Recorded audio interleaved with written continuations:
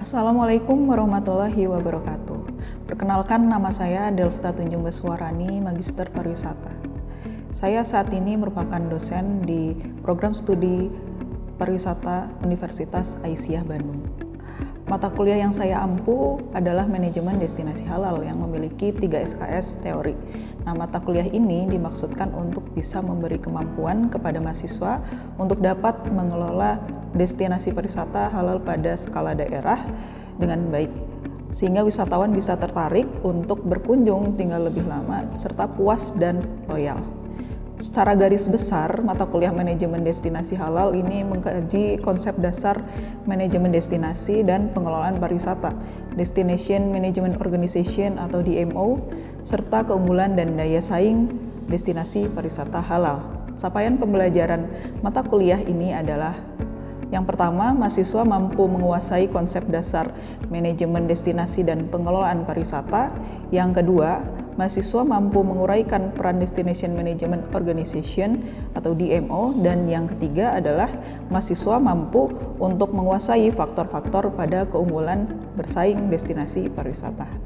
Nah, pada video ini saya akan memaparkan materi perkuliahan yang saya ampu di mata kuliah Manajemen Destinasi Halal, yaitu konsep pariwisata berbasis masyarakat. Nah, materi ini merupakan salah satu pembahasan dari bahan kajian konsep dasar manajemen destinasi dan pengelolaan pariwisata. Kemampuan mahasiswa yang direncanakan di materi ini adalah mahasiswa dapat menyimpulkan, menyesuaikan, dan memadankan konsep pariwisata berbasis masyarakat yang ada di Indonesia dan selanjutnya dapat diidentifikasikan pada destinasi halal yang ada di Indonesia. Nah, sebagai dosen tentunya saya melakukan tridharma perguruan tinggi, maka selain pengajaran ini saya juga melakukan penelitian serta pengabdian kepada masyarakat. Hasil serta pengalaman dari penelitian serta pengabdian kepada masyarakat yang berhubungan dengan materi pertemuan kali ini saya masukkan dan paparkan pada para mahasiswa supaya mereka bisa tetap memiliki pengetahuan mengenai keadaan dan kondisi pariwisata berbasis masyarakat terkini di lapangan. Perkuliahan kali ini saya menggunakan metode ceramah yang interaktif sehingga saya dapat memberikan pengetahuan konsep dasar, merangsang interaksi antar saya sebagai dosen dan mahasiswa. Sekaligus bisa mengukur kemampuan mahasiswa melalui jawaban mahasiswa dan tugas yang mereka akan kerjakan nanti. Bentuk asesmen pada pertemuan kali ini adalah melalui pertanyaan acak pada mahasiswa serta mengobservasi keaktifan pada materi pertemuan kali ini. Selanjutnya, mari kita simak video pengajaran mata kuliah Manajemen Destinasi Halal dengan materi pertemuan konsep pariwisata berbasis masyarakat. Oke, Assalamualaikum warahmatullahi wabarakatuh. Waalaikumsalam warahmatullahi wabarakatuh. Baik, sebelum kita memulai, mari kita berdoa terlebih dahulu. Berdoa dimulai.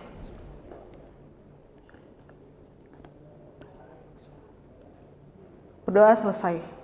Oke, terima kasih telah hadir ya di pertemuan 9. Ini pertemuan setelah UTS. Jadi kalian harus benar-benar menyerap pertemuan ini, nanti akan dimunculkan penilaiannya di saat UAS gitu ya. Untuk pertemuan kali ini pembahasannya mengenai pariwisata berbasis masyarakat.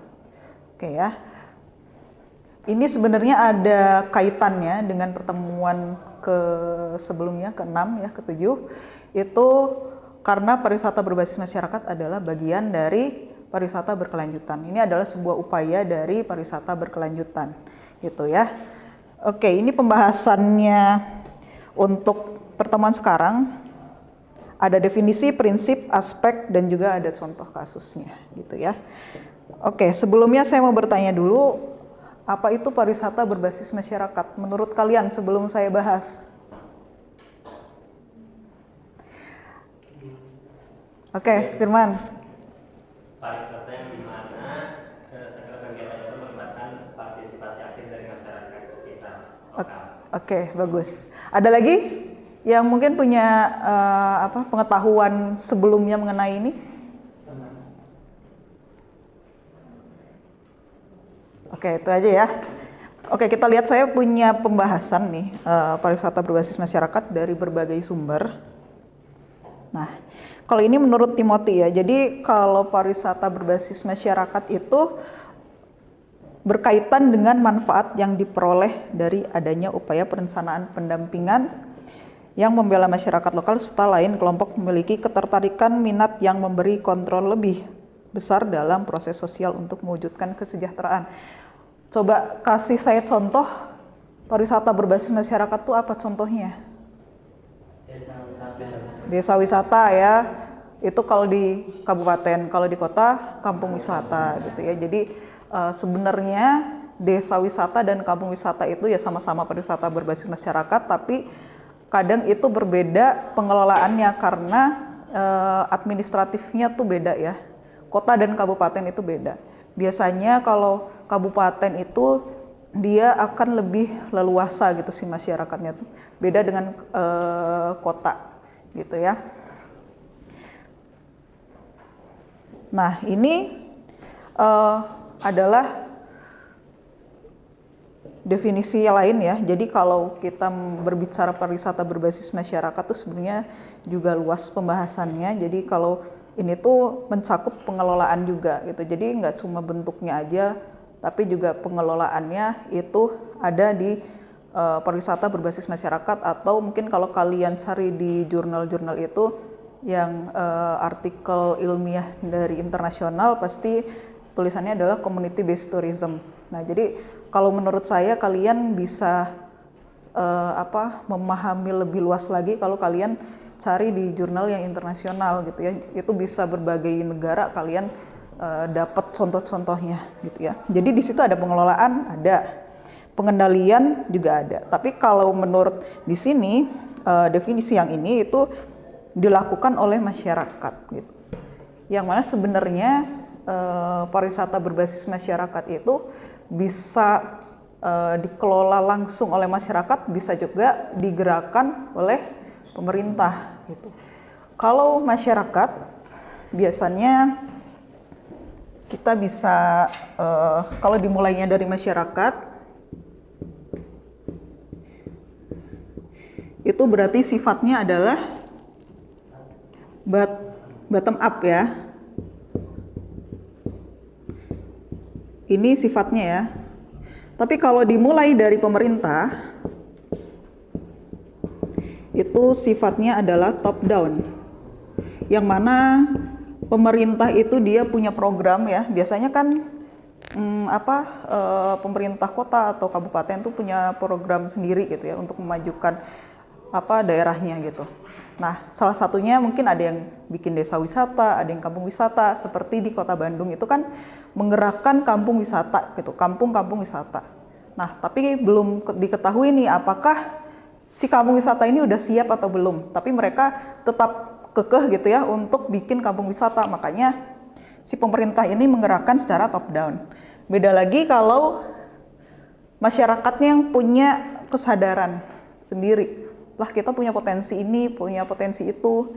Bagaimana kalau kita bikin desa wisata gitu ya.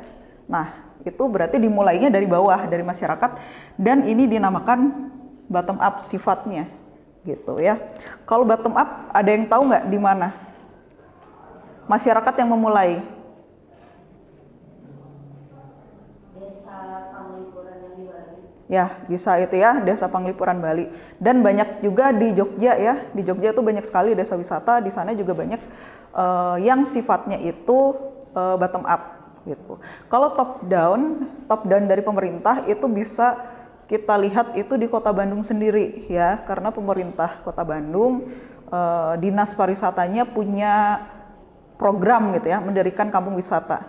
Nah, ini juga masuk ke dalam penelitian saya waktu itu, dan setelah saya identifikasi ternyata si kampung-kampung wisata yang dituju oleh dinas pariwisata ini mereka tuh belum siap gitu untuk jadi kampung wisata gitu. Nah, itu bisa menjadi kelemahannya ya. Kalau kelemahan dari kelemahan dari top down ini adalah belum tentu masyarakatnya siap gitu ya. Itu adalah kelemahan dari ini. Gitu. Oke. Nah, ini ada yang lain ya. CBT as a rural development catalyst is favored by many developing countries because it's perceived to have low startup capital requirement and relatively easy to implement gitu. Jadi CBT atau pariwisata berbasis masyarakat itu sebenarnya adalah katalis. Katalis itu apa? Katalis itu adalah pemercepat gitu ya. Sebenarnya dia dapat mempercepat perkembangan di pedesaan. Di sini rural itu adalah desa ya. Dia itu biasanya disukai oleh banyak negara berkembang ya, seperti di Indonesia. Makanya kenapa di Indonesia kok banyak ya desa-desa wisata, kampung wisata, bahkan yang menjadi juara desa wisata itu juga banyak yang dari Indonesia gitu ya. Di Panglipuran dia pernah jadi juara gitu ya. Yang di Jogja juga pernah gitu. Kenapa? Karena banyak sekali potensinya gitu ya di Indonesia sebagai negara berkembang gitu ya. Nih, karena memiliki have low startup capital yang mana modalnya itu sebenarnya kecil ya. Untuk membentuk suatu pariwisata berbasis masyarakat tuh modalnya kecil. Jadi yang ada aja gitu di sana. Itu sudah bisa dijadikan daya tarik wisata gitu. Jadi sebenarnya tidak perlu banyak pengeluaran yang diperlukan, yang ada aja itu bisa aja gitu ya. Dan ini biasanya tuh mudah untuk diterapkan kalau masyarakatnya mau gitu ya. Tapi kalau masyarakatnya nggak mau tapi pemerintah misalkan ngotot pengen bikin, itu menurut saya juga susah karena berdasarkan penelitian yang pernah saya lakukan ya, kayak di Braga, kemudian di Cirebon, itu juga sulit gitu ya. Di Cimahi juga sama. Kalau masyarakatnya nggak mau ya sulit itu dilakukannya gitu ya. Nih, has been fully embraced by many government in developing countries. Ternyata CBT atau pariwisata berbasis masyarakat itu banyak diimplementasikan atau dilakukan gitu ya di banyak negara berkembang. Negara berkembang di seluruh dunia gitu ya. Walaupun yang negara maju pun ada sebenarnya yang membuat konsep ini, tapi tidak banyak gitu ya. Karena ini kompatibel dengan pengurangan kemiskinan gitu ya. Jadi kalau masyarakat di sana ternyata banyak masyarakat miskin, ternyata ini bisa loh dijadikan agenda pengentasan kemiskinan gitu ya. Karena tidak butuh modal yang banyak gitu, kayak tadi yang pernyataan yang sebelumnya tuh. Nah, ini ada prinsip-prinsipnya ya, prinsip-prinsip dalam pariwisata berbasis masyarakat. Tentunya karena ini adalah bagian dari pariwisata berkelanjutan yang mana memiliki 3 fokus yang diperhatikan. Apa aja pariwisata berkelanjutan? 3 fokus yang diperhatikan? Sosial, budaya, lingkungan, dan ekonomi. Ya, makanya yang pertama di sini terjaminnya kelestarian lingkungan. Gitu ya, itu harus ada tentunya ya. Jangan sampai bentuk pariwisata ini malah merusak lingkungan gitu. Gimana caranya? Ya pasti masyarakat tuh harus punya pemahaman akan lingkungan gitu ya. Yang kedua, dipromosikan menjadi kebanggaan masyarakat. Masyarakat juga harus bangga gitu ya terhadap apa yang mereka punya gitu. Ini adalah unsur sosialnya. Nah, terus masyarakat dilibatkan sejak awal. Nah, banyak sekali kasus bahwa masyarakat tidak dilibatkan sejak awal, terutama kalau top down gitu ya. Masyarakat tidak tahu apa-apa nih, tapi mereka harus mengerjakan ini itu yang mana mereka juga bingung gimana cara mengerjakannya gitu ya. Nah, kalau misalkan ada bentuk desa wisata atau kampung wisata yang tidak melibatkan, berarti dia tidak sesuai dengan prinsip gitu ya. Nah, karena tadi dapat mendukung pengentasan kemiskinan, maka prinsipnya juga harus kualitas hidup masyarakat harus meningkat gitu ya. Nah, mereka juga harus mengakui, mendukung, mempromosikan apa yang menjadi kepemilikan masyarakat dalam pariwisata ya. Ini lebih kepada sosial budaya gitu ya. Begitupun yang di bawahnya. Keunikan karakter harus terjaga gitu. Nah, seperti di Penglipuran juga ya, itu kan unik ya di sana, di Penglipuran Bali. Nah, terus menghargai perbedaan budaya dan martabat manusia. Ya, mereka sebagai bisa dibilang masyarakat di sana itu adalah daya tarik gitu, sehingga wisatawan pun harus menghargai apa yang menjadi budaya gitu di sana. Nah, membina pembelajaran lintas budaya, kemudian mendistribusikan hasil yang didapat secara adil di antara anggota masyarakat. Jadi seluruh masyarakat harus mengetahui kalau mendapatkan manfaat wisata di sana itu harus terkomunikasikan dengan baik gitu ya. Jadi jangan cuma sebagian masyarakat aja nih yang mendapatkan manfaat, harus semuanya gitu. Nah, ini juga pernah saya temui gitu ya, di suatu tempat ya, saya tidak bisa menyebutkannya. Jadi di sana itu cuma segelintir aja yang tahu nih manfaat, ternyata mendapatkan penghasilan loh dari sini gitu. Jadi tidak semuanya tahu. Nah, itu berarti tidak sesuai dengan prinsip gitu ya. Nah, yang terakhir ini menyumbangkan perolehan pendapatan tetap untuk proyek-proyek komunitas. Jadi yang namanya bentuk pariwisata pasti kan dapat penghasilan ya, manfaat. Nah, itu harus bisa dikembangkan lagi untuk membangun proyek selanjutnya gitu, sehingga si desa itu, si kampung itu bisa terus berkembang gitu ya. Jadi ada aspek ya dalam CBT atau pariwisata berbasis masyarakat. Pertama itu adalah wilayah geografis atau lokalitas. Ya, walaupun di Indonesia tuh banyak yang mirip-mirip ya. Kalau kita bicara kampung atau desa yang memiliki base-nya itu adat Sunda, ada beberapa ya, banyak gitu. Di mana tuh kita bisa, kalau daerah Bandung di kampung adat ya Cirende, bisa juga di Tasik tuh ada namanya kampung apa? Kampung Naga ya. Kampung Naga juga sama, kalau kita berbicara adat Sunda juga sama gitu, tapi pasti ada suatu perbedaannya gitu.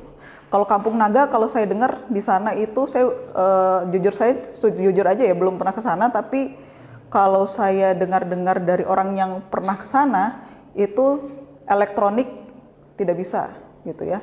Jadi kalau malam mungkin ada bantuan selain dari listrik gitu ya. Nah, kalau nggak salah itu juga sama seperti di Baduy ya. Di situ elektronik juga nggak bisa. Tapi kalau kita bicara kampung adat Cirende itu masih bisa masuk elektronik, karena prinsip mereka itu tetap berkembang dengan teknologi tapi tetap memeluk adat istiadat yang ada gitu. Jadi walaupun mereka sama-sama berbasicnya adat Sunda, tapi tetap ada perbedaannya ternyata gitu. Nah, terus ada ikatan umum di antara orang-orangnya ya. Jadi di dalam suatu sistem kemasyarakatan mereka itu pasti ada yang namanya organisasi-organisasi ya, walaupun itu mungkin tidak formal, tapi itu biasanya ada di sini gitu. Nah, lalu ada interaksi sosial atau aksi kolektif. Jadi ada interaksi dalam CBT itu antara masyarakat dan wisatawan gitu ya. Contohnya itu adanya kegiatan di sana yang melibatkan wisatawan gitu ya. Entah itu tergantung ya, beda-beda setiap desa atau setiap kampung gitu ya. Programnya tuh beda-beda. Ada yang mungkin kita menanam bersama dengan masyarakat, ada pula yang mungkin workshop bikin apa gitu, workshop bikin topeng atau apa. Nah, itu beda-beda. Nah, kalau bisa bisa mencakup ketiga ini, itu berarti sudah masuk ke dalam aspek dalam pariwisata berbasis masyarakat tuh. Nah, ini bagaimana kita bisa mengembangkan pariwisata berbasis masyarakat. Jadi sebenarnya ada step-stepnya. Kalau kalian mungkin di daerah kalian itu, kayaknya daerah saya berpotensi deh buat bikin pariwisata berbasis masyarakat, ternyata ada step-stepnya sehingga daerah kalian itu layak gitu. Nah, ini ada step pertama, mungkin saya langsung bahas aja ya. Nah, step pertama adalah bagaimana kita bisa menilai kebutuhan masyarakat gitu ya. dan juga kesiapannya untuk pariwisata. Karena kadang ada juga yang mereka itu tidak siap gitu. Bagaimana asking the right question gitu.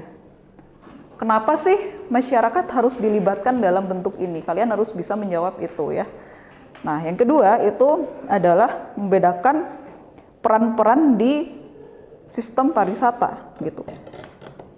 Yang ketiga itu bagaimana bisa membawa analisis situasi. Jadi kalau kalian sudah bisa menilai kebutuhan dan kesiapan dari semua itu, kalian bisa lanjut ke step 2 ya. Tapi kalau misalkan tidak bisa, berarti mungkin tidak perlu gitu kalian membuat itu.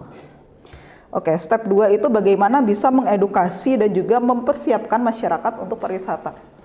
Mungkin kalau misalkan tidak ready nih, ternyata tidak ready, tapi ada potensi, maka waktunya untuk mengedukasi dan mempersiapkan apa kekurangannya, gitu ya. Oke, step 3, identify and establish leadership local champion.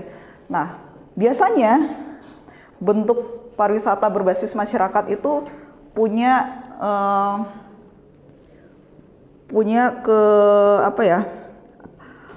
punya kepemimpinan sendiri gitu ya.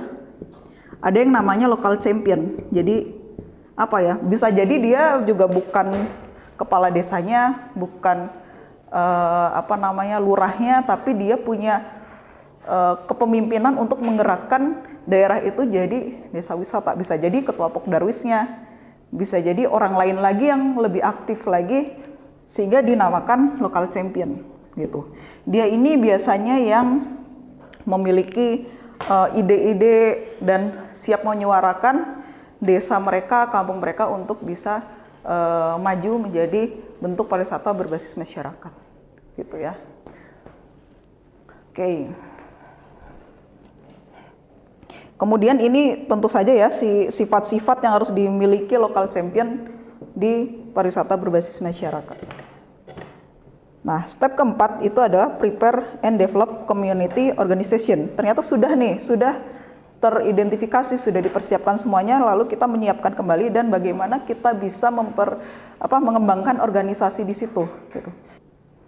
Kelima ini adalah bagaimana kita bisa mengembangkan kerjasama ya. Nah, di sini kerjasama itu sangat-sangat penting. Yang pertama, tourism industry. Bagaimana si masyarakat ini dia bisa punya kerjasama terhadap industri-industri yang ada di sekitar.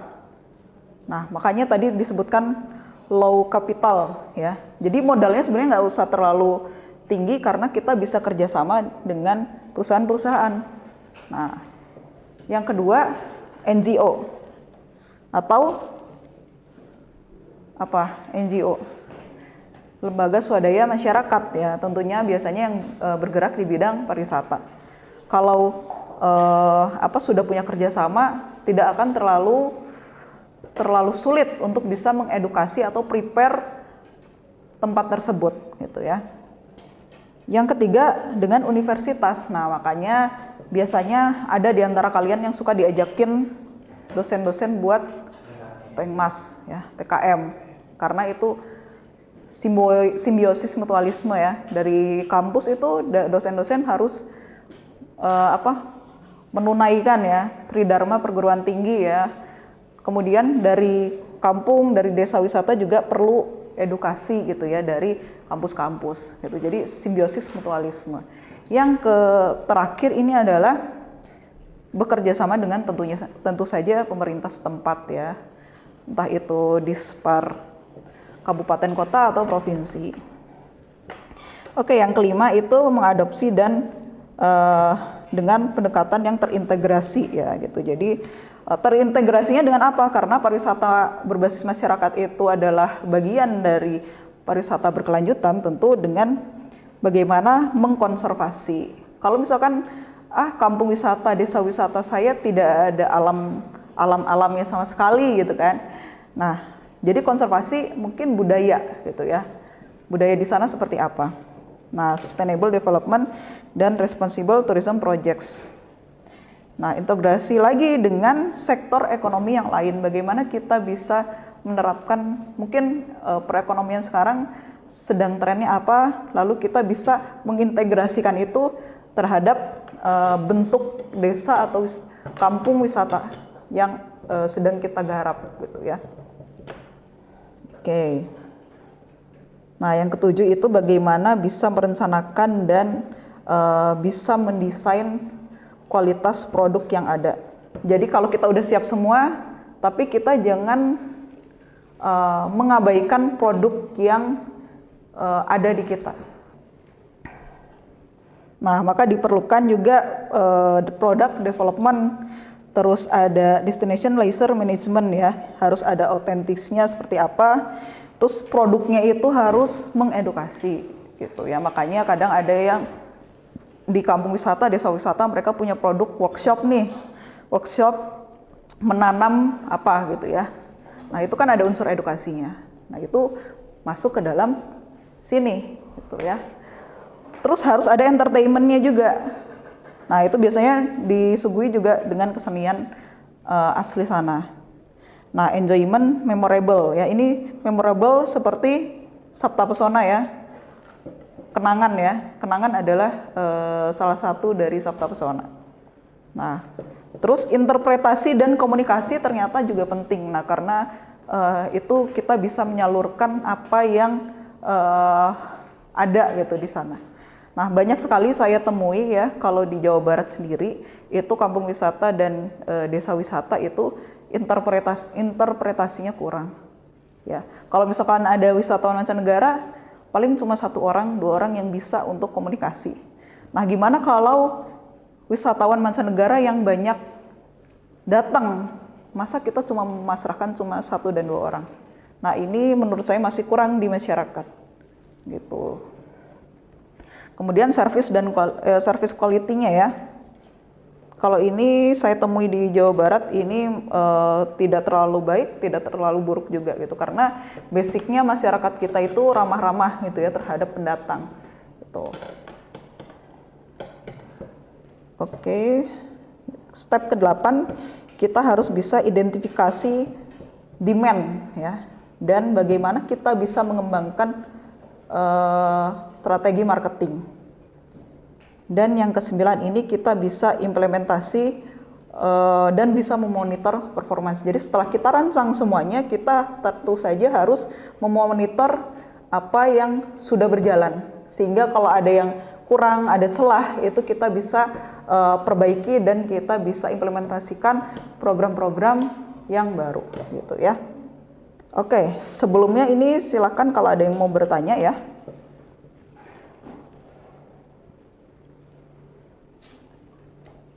Ya. Tadi kan kata Ibu desa wisata dan kampung wisata itu perbedaannya dari kebebasannya gitu. Itu kan saya kebebasan pengelolaan. Iya. Nah, kenapa kalau yang kampung wisata itu pengelolaannya terbatas? Apakah karena kebijakan pemerintahnya atau bagaimana? Nah, kalau yang berdasarkan saya temui di penelitian saya gitu ya, kenapa desa wisata itu lebih bebas? Karena biasanya desa itu ada yang namanya BUMDes ya, badan usaha milik desa. Sedangkan kalau kampung wisata di kota nggak ada. Nah, kalau desa wisata itu karena BUMDes dia bisa bebas nih, karena dananya itu ya mereka sendiri yang kelola. Sedangkan kalau di kampung wisata ya tidak ada bumkam ya, nggak ada bumkam gitu. Jadi apa ya namanya tuh, itu sih yang bikin bebas atau enggaknya. Nah, kalau di kampung wisata kan mereka misalkan nunggu dana untuk berkembang gitu ya, mikir lagi gimana ya caranya, kita nggak punya usaha-usaha apa nih buat bikin ini gitu kan. Walaupun tadi saya bilang low capital ya, apa modalnya masih rendah, tapi tetap aja butuh duit gitu ya. Gitu. Jadi itu sih yang bikin pergerakannya agak berbeda gitu ya. Oke, saya cukupkan sekian ya untuk pertemuan hari ini. Nanti untuk tugas mungkin akan menyusul ya, saya infokan dan kalian akan mengumpulkannya di minggu selanjutnya gitu ya. Mari kita ucapkan hamdalah bersama-sama. Oke. Mohon maaf jika ada kesalahan dan kekurangan. Wassalamualaikum warahmatullahi wabarakatuh. Waalaikumsalam.